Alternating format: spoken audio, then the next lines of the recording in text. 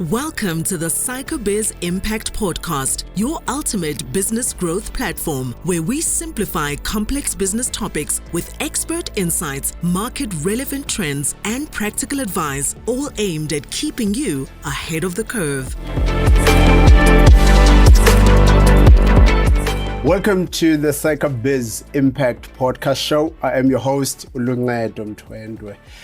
The aim is to actually bring you a number of business topics that are complex, and we'll try to unpack them for you.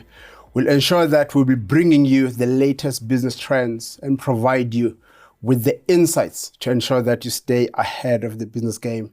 And there are going to be a number of experts that are going to be talking with different topics. And today we have a guest that will be talking about a topic that is very important, not only for SMEs in South Africa, but even a number of big businesses. And that is funding. We have Lwana from a company called LIP. Kandi, welcome on board. Thank you very much, Lwana. Yeah, man.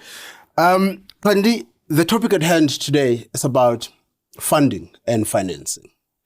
And that is a topic that affects not only small businesses, as I have alluded, but it is a challenge for most businesses in South Africa, even in Africa in general. And we know the role that SME, they play into the economy. You realize that about 40% of this economy is supported by the SMEs. And the biggest challenge that they have is access to funding.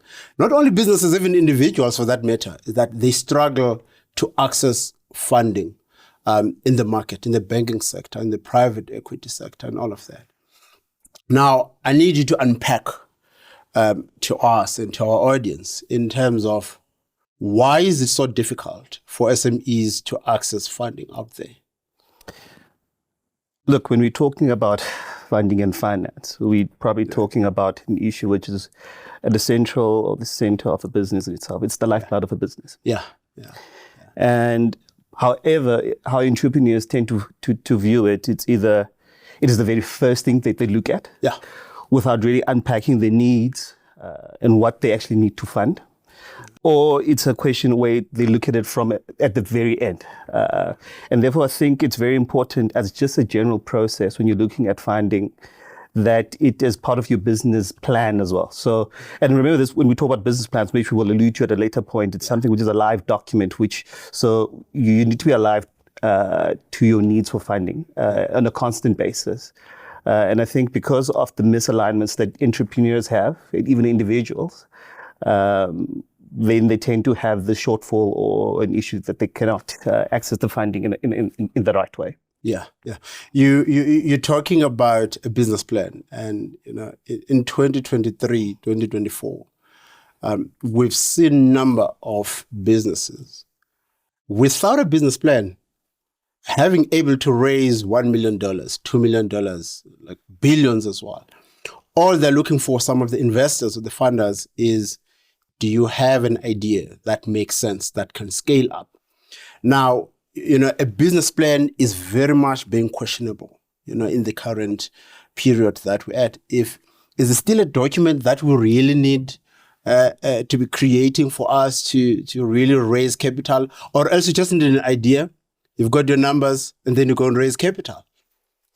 Look, it depends. Yeah. I think a lot of the nature of the businesses that are actually raising a lot of money in short space of time, we're probably talking about tech companies, which is a big boom which is happening. So if you look at the number of unicorns, which we'll then extrapolate at a later point in time in our discussion, there's a number of unicorns which have been generated in Africa in itself. But the people that are investing in those businesses, we're talking about venture capitalists, angel investors, and so forth. And those guys are people that come in with their own equity at different stages of the business. So it's usually at a very early age of the business. They're coming in with an idea that they're going to then generate huge returns at some point in time, investing in those businesses. That being said, for other businesses and a lot of businesses, a business document is still a document which is very necessary, because it is very alive to the fact that you are planning your business. And often enough, if you just go into and you're doing business without having an idea, without any idea of how you're going to along the way. Yes, because you don't have a roadmap. So you yourself don't know what you need to do next. You don't know anything about where you place in the market. Your pricing is wrong. You don't understand your competitors. You don't understand the trajectory of the market that you're in and how it's going to move forward. You're not making particular changes. I mean, if you look at some of the big failures that we've had, the likes of BlackBerry, you can tell that, I mean, the business plan wasn't alive to what was currently happening in the environment. So for me, a business plan, and from what I've seen from a lot of, especially in the SME market, it's a very important document. You alluded to a point, that some of the funders, of course, will be the private equity players, will be your venture capitalists and your angel investors. I'm going to ask you a question in twofold. One is, if you can just unpack to us in terms of when an SME business owner hears a term, okay, there are angel investors, there are venture capitalists. Where do you get all of these people? Can you unpack that? What are the venture capitalists? What are the angel investors? And is that market alive in South Africa? It is a market that is growing in a South African context. Yes, in other markets, like in the European and London and so forth, you'll find those a bit more matured, but it is something that is alive in South African and it's actually growing. Just to unpack it a little bit, venture capitalists include angel investors. It's just that they've got different categories in terms of stage of investing. So if I would unpack it, so you get your angel investors, you get your venture capitalists, and then you get your venture capitalists, which are focused on more companies at a later stage in the growth cycle. So an angel investor is a person who's got a lot of a wealthy individual who then wants to invest in a company with an idea that they're going to generate or derive benefit as well. So I would like to call them also as patient investors. Because it's a long-term view. Unlike if you're going to be acquiring a loan, they don't necessarily have requirements for you to repay amounts now. However, they are going to be getting some equity out of it. And then therefore chances are going to be losing some equity. But then I always say, look, 100% of zero is a worse of position than 20% of a million. So it really depends how you look at it. And it also depends from the risk appetite of the individual in terms of how they see they fit within those investment structures. Then you get venture capitalists who focus on the early seeding round of the development cycle of a business. And these guys then will bring in not only the capital, but also bring in the expertise. And I think that's the very important part is then you get supported in that. They get bit involved in your business to guide you to scale up. Yes. But it also, then you get the other type of investors, the venture capitalists, who are more interested in the growth aspect of your business. So if they think your business is about to blow up, as you present it, and therefore they get in at that particular stage. Now, all these investors, of course, they want returns. So it's equity, and how they tend to set up these agreements. They tend to set up where they have preferred ordinary shares. So if there's going to be distributions of some sort or dividends that are issued, they would then tend to go to them first because they're helping you turn around this business. But I also think it's very important for us, if you're getting into that type of agreement, to also consider what their exit strategy from your business is, if there is one. So you'd find that maybe some of them use a structure which we call B2B. What does that mean? Which is buy to build. Which is quite something which is quite common in the field. So they acquire these different types of companies and different equities to build one other entity, which is a larger stake company, which then they dissolve at a later point in time. So it's very important to understand the model that your venture capitalist is actually employing and to see whether it's fit for purpose in your business, if that's something that you're then going into. You've mentioned number of, these are some of the sources, of course, when you are looking for funding that you can go to. And that gives a very good picture for any SME that is out there that is looking for funding. So my follow-up question from that would be, what are some of the sources of finance if you are running a business and you want to scale up? There's banking, you've said private equity. what are the other sources that you need to consider as a business owner in terms of raising capital? Raising capital is more about risk and risk assessment in its overall. And therefore, as we dive deeper into this, I think at the back of our minds, we just need to have an understanding of risk assessment. Yeah. So that, but that being said, of course, there's, if I'd categorize these, there's of course private and there's of course public funds, which maybe government would then jump in. And I think a lot of people tend to focus on a lot of government. Yeah. And then I would also add a third category that's internally generated. Yeah. And I'll expand on those as well. Yeah. Of course, the traditional sort of, in the private sector, there's the banks, which are highly risk adverse. Yeah. Yeah. And a lot of entrepreneurs, they start out, they go to the banks, they get despondent because the response from the bank is, I'm not taking... you don't have a trading history of 5 years or 10 years. Yeah, I'm not going to go into that particular risk. Yeah. Then you get the private equity investors, which I mentioned earlier on, the venture capital angel investors and so forth, which have a higher risk appetite, but also want to pull out a higher return as well. Yeah. So you get those. Yeah. Then you get government agencies that we alluded to earlier on, which maybe offer grants or loans, depending on where you actually requesting the funds from. And however, that being said, I mean, it's very important that you tailor in terms of what government is trying to achieve. Yeah. So government may be trying to achieve, and I know there's a fund out there for creating jobs, for instance. Yes. And it's important that if you were to structure something that you align, that you are trying to create jobs, but those grants or loans have particular conditions in terms of you actually meeting those particular agendas and targets. Yeah. And if you don't meet them, there may be repercussions and so forth. So you've got to be alive to all those facts as well. When it comes to talking about government, government, it fascinates me that, you will have your pension funds out there.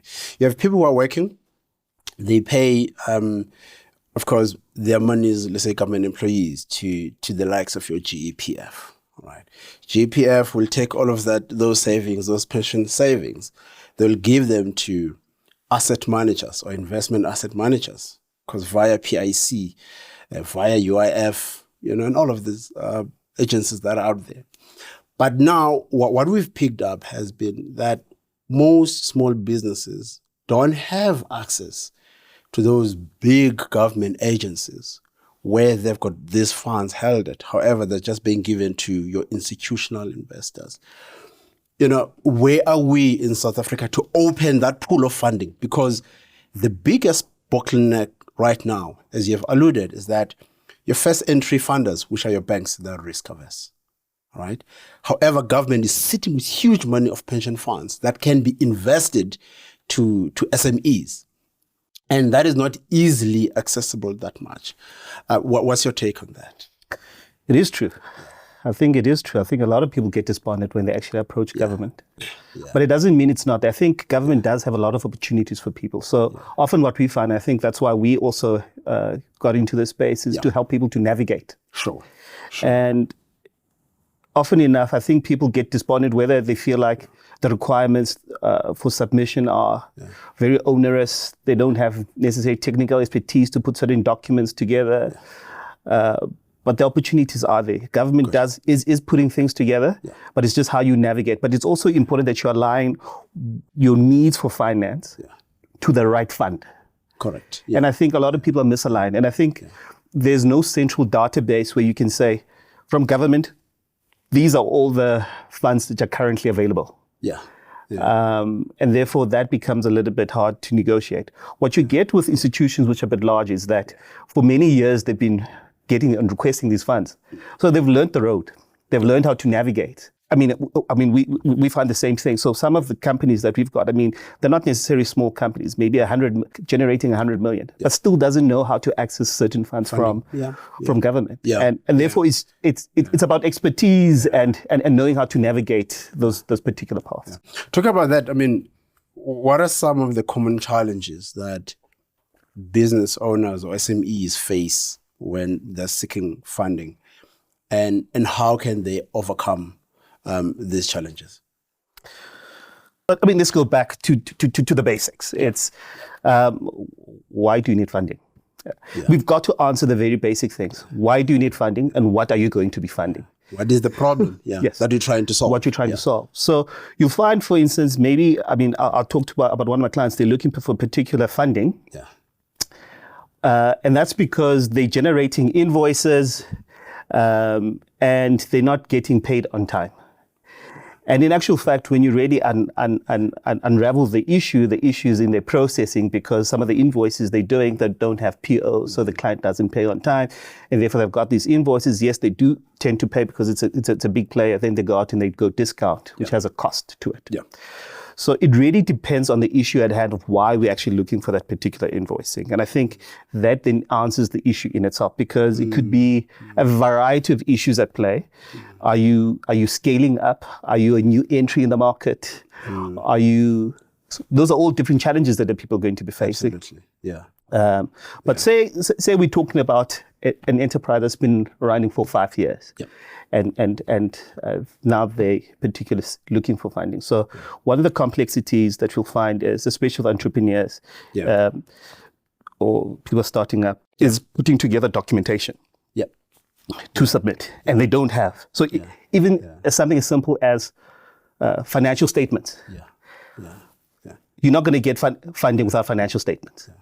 And often enough, people will then scramble in the last sort of during a weekend, putting together financial statements, and then they try to submit. Reactive instead of keeping the house clean. Right. Sometimes, so you're being reactive now because you are facing this issue, so you need to put together things, scribble up, and And exactly, and I think that's a lot of stuff that we're finding. So with a neater house in order, it's easier for you to access and to find ways of addressing some of your issues.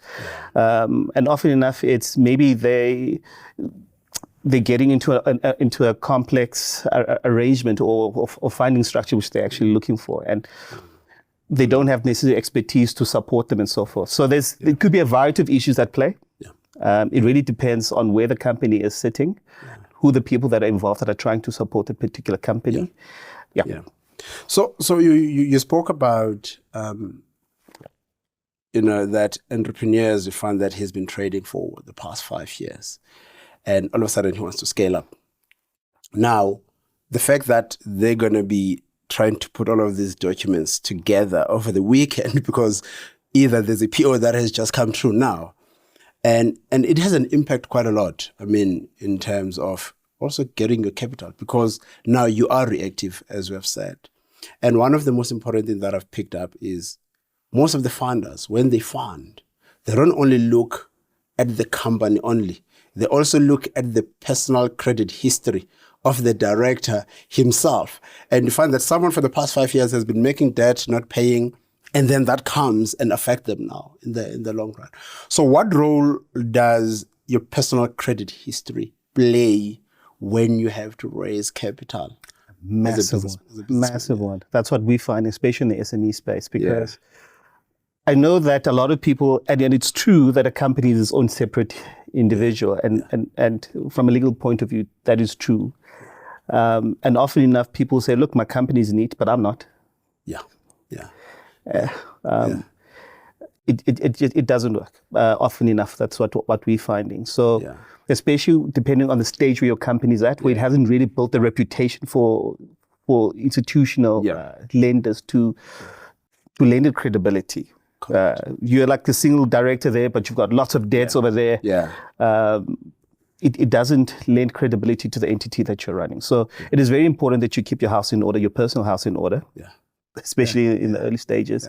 Otherwise, what we've seen from patterns and in history is that the lenders do push back and they say, look, your house isn't in order. We're not happy with your history, the performance, because you don't have a good enough track record for us to actually place any reliance on. And if your house isn't in order personally, I mean, it could be that you're funneling cash from the business and or vice versa, that, and either way, it's showing instability in your company.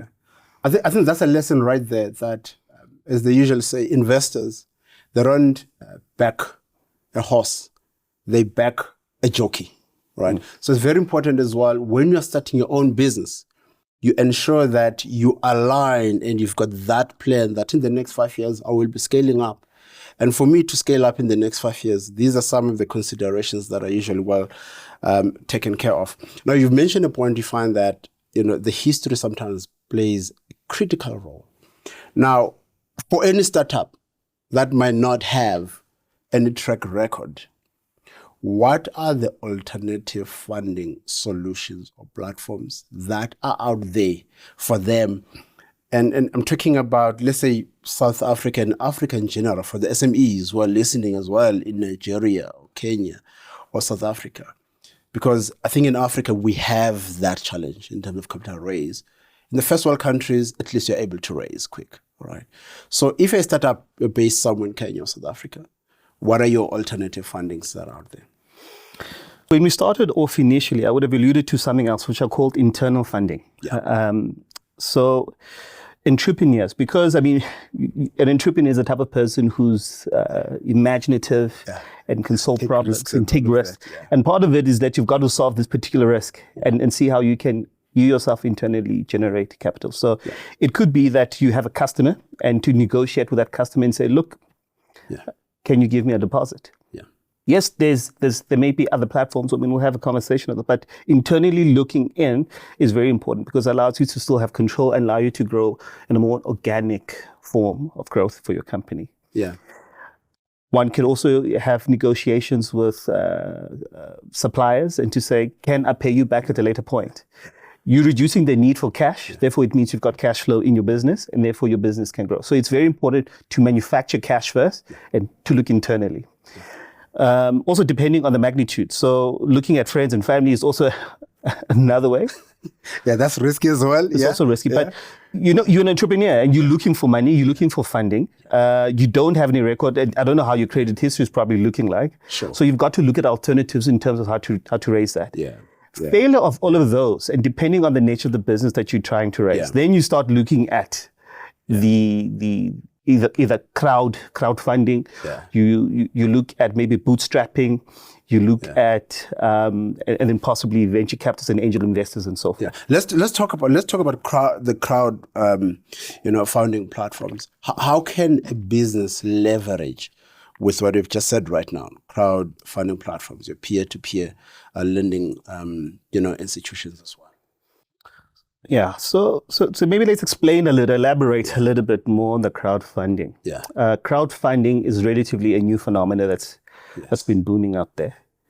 And it's an idea that we can get funding from many different people. So there's platforms where a lot of individuals who won't necessarily contribute big money, but small amount of money to fund your business. But the idea is that there's usually something they're getting back out of it. So what the most common one way of they doing it is what we call reward-based crowdfunding. And so you get particular perks in my company while you're putting a little bit of money in. Okay. And what's nice about crowdfunding is it also gauges the market, because if you have a big take-up, you already know that your idea is sold. And therefore, it becomes a little bit easier for you not only just to go into market, but you've also got the funds.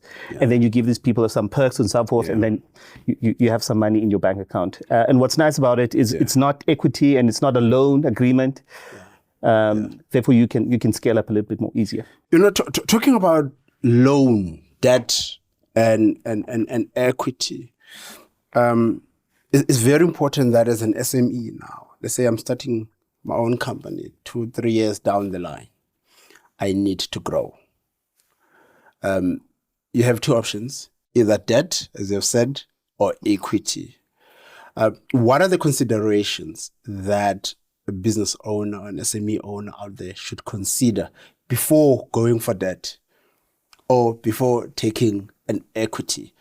Because in that way now, someone is well informed to say debt is risky or debt is good. There is a good debt out there. Actually, I can take this. Or else equity is good or equity is bad, because now equity is like a marriage now forever. So what are some of the considerations that someone might need to consider before choosing either of the two? As part of the risk assessment. Yeah. So if we look at how loans are generally structured, loans are your ability to repay something over a certain period of time. Yeah. Then you also look at maybe your interest rate that you're getting from that lender. Is it exorbitant? Interest rates, the higher the interest rate, of course, the higher your repayment terms, and chances the longer your repayment period. So it's about your ability to pay back. Yeah. Do you think when you're looking at your cash flow, and you've got to be able to have a sufficient cash flow management, that's what funding goes with. I mean, that's a separate topic on its own, but you've got to assess your ability to pay back and the duration of which. The equity point is about loss of control. Yeah, now you have new partners now. You have new partners into your company, yeah. Decision making is shared. Yeah. So, I mean, do you want to share? Do you want to? But I often say, then again, maybe it's easier to share at the beginning than at a later stage. Because at the beginning, you still kind of, it's maybe still at an infancy idea stage, and you coming in with an idea and someone else is coming with the funds. Absolutely. And the marriage of the two then lends itself to a company.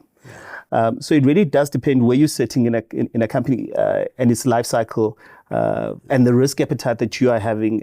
Or maybe from an equity point of view, it's not just sharing, it's also maybe you're getting new expertise. Yeah. So it really does depend. All right. No, that's fine. So in terms of, getting the partners now, because remember here, I need money. Now, all of a sudden, Xhanti comes and say, okay, I'm going to be your equity partner. I'm going to give you R1 million. What type of qualities or traits should a business owner look for when they're about now to have these new partners? Because as you've said, the earlier, either the better, because you haven't scaled up heavily. However, these new partners that you're bringing, they can either take your business further, or they can take your business out of you completely, or else they can help you to scale to another level. So what types of traits and qualities should you be looking for when you are bringing an equity investor in your business?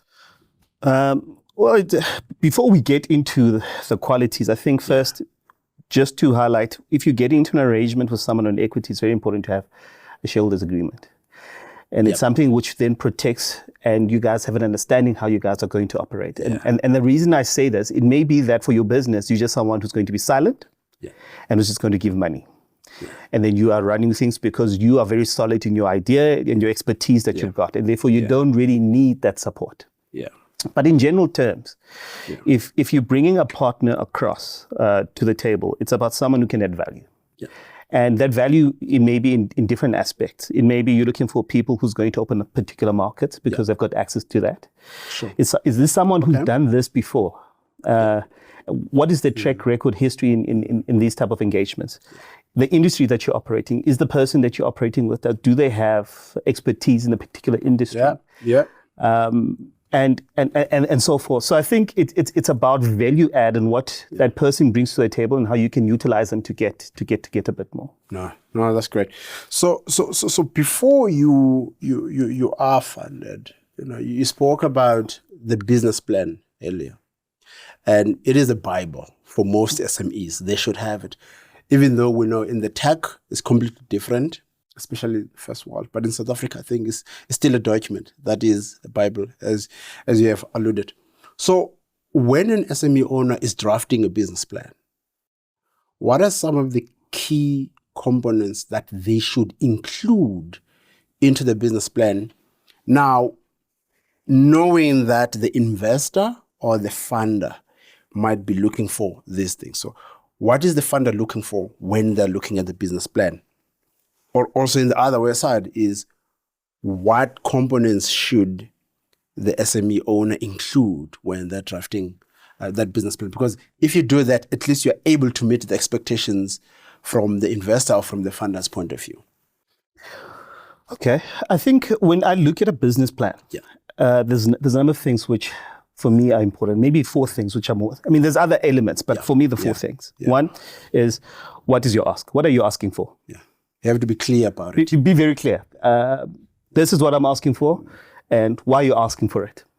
So you need to ask your purpose and your ask, and it needs to be very clear.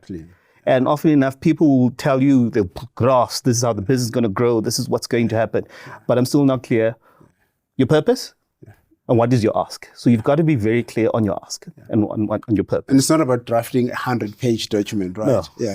No, Straight it's not. to the point. You've got to be very straight to the point. Look, if I'm sitting there and I'm a funder and you're giving me this long document that's not really getting to the point, I wonder about you as a person who's putting this document together for me, whether I can actually trust you, because how well do you know this industry or the market? Yeah. The next thing that I'm interested in is if you've been a company that's been operating, I'm interested to see your financial statements. Yeah. I need to see the track record in terms of how you performed. Yeah. Number 4 is probably seeing your trajectory. Yeah. How are you looking going forward? What are the assumptions that you're making? But it's not just about assumptions. And I think people tend to just leave it at these assumptions I'm making. No, you've got to flex them. And can they be proven as well if they're tested? Yeah. You've got to flex them, and you've got to prove there's got to be substance around them. Yeah. And that's what gives investors a bit of comfort, because if you're also telling me, no, I'm going to make 200 million a year going forward. How so? How? Yeah. And you haven't flexed. What if you don't? How low do you think you can go? And what is the impact on the bottom line? What do you think is going to happen? You've got to make some of these assumptions. Yeah. You've got to put these things out there for people to see, so they can have a better understanding. Yeah. But that being said, of course, there's other elements. You've got to tell me about the market, the industry. You've got to show me that you've got some sort of understanding, not some sort, good understanding of what you're actually trying to achieve in the market that you're trying to operate. Yeah. Your price point, where you fit in the market. I want to understand that. And I think there's a lot of other elements. But I think what's also then important in the plan in itself is also identifying the funder that you want to submit to. And align. The business base got to align as well. So it's not just this alive document that you have that's standardized. It may not talk to what the funder is actually looking for. So you've got to understand the funder. And then it's got to, and I'll make an example. Going back to the job creation, your business plan, if that's where you're trying to get the money from, a funder which looks at job creation, your business plan has got to talk to that. Absolutely. Yeah. No, it makes sense. And one of the points talking about the funder, what they're looking for, and you touched on it before. You spoke about bootstrapping. And it is a term that most funders are also going to look at. What are you doing yourself? How are you minimizing the cost and all of that? But can you just unpack that? When we talk bootstrapping to SME owners, what are we talking about? Bootstrapping is a good way of funding. It's something that we're seeing a lot out there in the market, especially for guys that are getting in what South Africa terms as the tender space. But it's the idea that we don't necessarily need to give funding for the entire company itself, but rather we can do it maybe on a PO basis or a project basis. And this is very good, because what it allows some sort of freedom for you to service that particular project, and also for you to have flexibility of getting different types of funding when the project is done. So, and you're not sharing necessarily on equity, and they tend to have a shorter time span because there's a project or a PO has to be looked after. However, that being said, I think we need to also look back from a funder's perspective and the risk that they take. So from a funder's perspective, one of the key things they look at is your ability to deliver. Your ability to deliver is very important. To your promises, you need to deliver to your promises at the end of the day. So do you have the capability to actually deliver on the product? Is it you that's delivering, or are you outsourcing to someone else to deliver? And all of these things, then they will take into account in the assessment. Look, the more complex, what tends to happen is if you're looking from a product point of view, which is already a finished product, which you've acquired at a cheaper cost and you're just delivering it, it's easier for them to fund that. Correct. Because remember, they've got to take the risk of timing, because then you have to create the product. They've got to fund money for you to make that product. Then there's a time where you have to now deliver and wait for your invoices, probably like a 30-day period. So what funders are looking for is a process which is not as complex. So if you have a very complex structure to turn this thing into a product where you can then deliver, they tend to be a little bit more risk adverse. So then your need to prove your capability and your capacity then increases. Absolutely. So Thandi, as a CA, what value can you add to assist SMEs that are out there that need funding? That, of course, that might be different from your normal bookkeeper that is out there that says, raise capital for you. I find that it's not an easy job as it sounds and as it looks. But what value as a CA do you play in really to assist SMEs to raise funding? So CAs in the general terms, in order to be a CA, it's quite a rigorous process. 7 years all the way. All the way. It's a bit of a hard one. And I think, but the end result is that the things that you have seen in the process, with value adds a lot. There's a lot of value adds. And I think that's what we bring. We bring a lot of insight because we've seen a lot. We've dealt with a lot of people, interacted with a lot of banks, whether you were just an auditor, I wouldn't say just an auditor, were an auditor in training. That process is quite a rigorous process where you actually learn quite a bit. So our ability to navigate and to speak the language that business speaks does make things easier. Sure. Okay. And our ability also, the fact that we're just not one-trick ponies, we're also dealing with multiple other disciplines a lot. And if needs be that we almost got to see us as almost like a general practitioner. If you're a doctor, we can consolidate a lot of specialists in order to deliver something. I think that's the true value add, is our ability to interact with everybody and understand and drive a process so that it makes it a bit easier for SMEs who are struggling, who can't navigate, who don't know where to start. Having a good understanding of the lay of the land, it definitely helps. And what's also important, I mean, for us personally at least, is the fact that we are an organization which is supported by a number of partners with different areas of expertise. I mean, some of our partners started off a company in micro-lending, for instance, it's quite big now.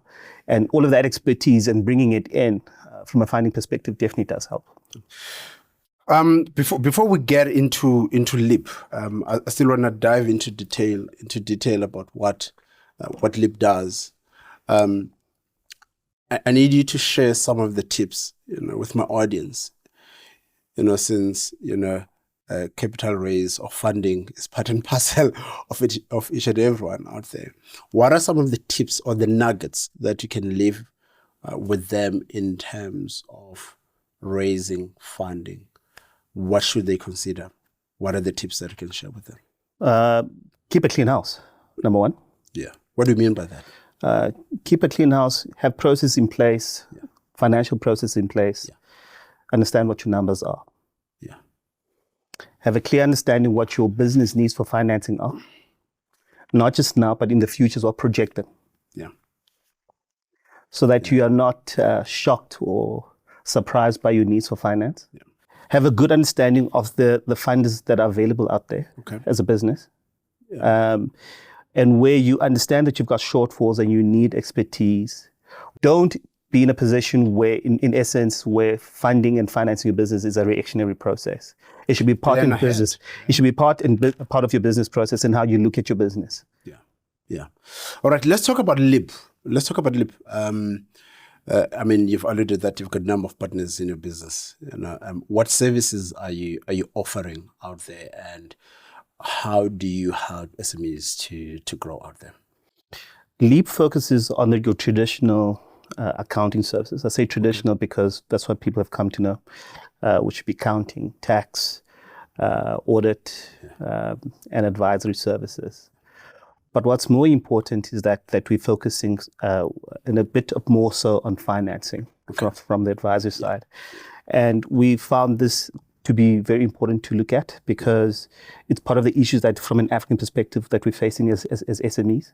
And also if you want to gain trust with your companies, you want to get them at a stage where they're still growing.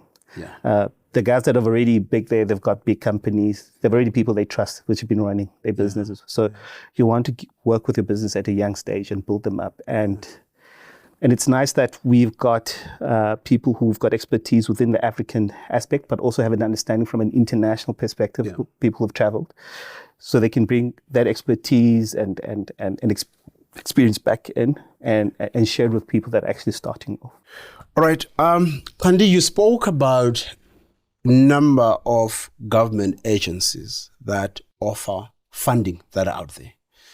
I would like if you can go deeper and unpack what are some of the government, agencies that are out there that can fund SMEs and up to a certain level. And even if I want 100 million, where do I go to?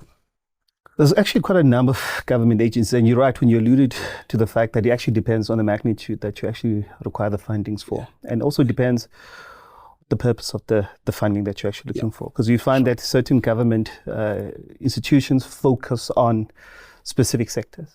I'll make a mention of, for instance, the PIC. The PIC is a great tool to use. I mean, if you, in general terms, they look at maybe at a minimum investment of about 100 million. Right, their ideal value, which they like to invest in, is about 300 to 500. And that could be whether it's a loan or equity. Well. It depends on the structure. Yeah. But there's those government agencies. There's the UIF, which invests via the IDC, which looks at the generation of employment. Yeah. It's an employment base which looks at funds about 750,000 per person. That's good. During the duration of its loan. Yeah.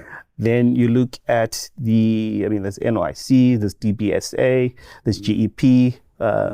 All these just depend on the magnitude of funding that you are looking for. Sure. And which sector that you're trying to operate in. Is it manufacturing? Is it the pharmaceutical space, for instance, that you're trying to get into, and so forth? So it really does depend where were you setting. All right. No, that's great. And again, I think it's very important to allude to your point that government is trying as much as they can to avail funding to all the SMEs out there. And I think entrepreneurs must make sure that they research as much as they can. The number of adverts that usually come out from these websites that they're looking to fund NPOs, they're looking to fund SMEs, they're looking to fund job creation programs and all of that. So entrepreneurs must be on the lookout to number of these websites. And now that takes me to another point again, because for me now to go to IDC and raise and say I need 50 million or 100 million, there is a planning process in place. And you have alluded to that for you as a business to scale up, it should be part of the plan from the beginning. And now take me through that planning phase. What does that entail now when I create that from the beginning? Well, to expand, first of all, it shouldn't be an overnight decision. You don't wake up and say, I'm expanding now. Yeah. It should be part of your business ideology or plan. Absolutely. So in any general terms, you should be forecasting your cash needs throughout your business. And often enough, we find that a lot of these startups and small businesses usually struggle with putting these things together. This is where we help them. So there is a cash flow management practice, which is projecting how much cash I need. Because once you do that, you can actually identify a lot of shortfalls, but you can also identify areas where you do have surpluses and you use them to manage the areas where you've got shortfalls. Yeah. And it could be maybe to respond to some of these issues is actually getting an overdraft. It's not necessarily going outside. It may be neatening up your processes, because that's where you're losing some of your cash because you're not doing things in a correct. So it allows you to really look at your company and to see where the gaps are and how you need to get those extra fundings in. And if part of the expansion and you're working as part of your program to say, look, I need to expand, I need more capital to invest in more equipment and so forth. But that's part of your plan. You can start having discussions with investors very much early on because it's part of your plan to do it. Mm. And that's what helps your company to grow and be stable going forward. Yeah. So, ladies and gentlemen, I think, Xhanti, you've shared quite a lot of nuggets, I must say. And I hope everyone has taken some very good points that they're actually going to implement in their business. We've come to an end of our show, and my key takeaway in relation to funding is that, as Xhanti said, keep your house in order. Make sure that you plan ahead. It's not something that you just wake up now, oh, we need funding. Make sure that you do your numbers every month. Make sure that you have that business plan. I know it is something that in 2023, everyone's just shying away from it. However, it is a guide. each and everyone that is about to invest in your company, they're going to need that document to look at the state and where are you going. I hope you have learned some lessons that you will implement going forward. Let us know what you thought of this episode. Follow SAICA on LinkedIn, on Twitter, on Instagram. Don't forget to share this content with the people that you care about. And there's so many entrepreneurs that will get nuggets on this episode. So share that with them. Reach out to Leap as well. I'm sure they can help you. Subscribe and like the page. That's it from me, Ulunga Domtwendwe. See you on the next one. The SAICA Biz Impact Podcast is proudly brought to you by SAICA, committed to growing impactful businesses in collaboration with our SAICA accredited practitioners. Don't forget to subscribe to our podcast and visit our website for more valuable resources.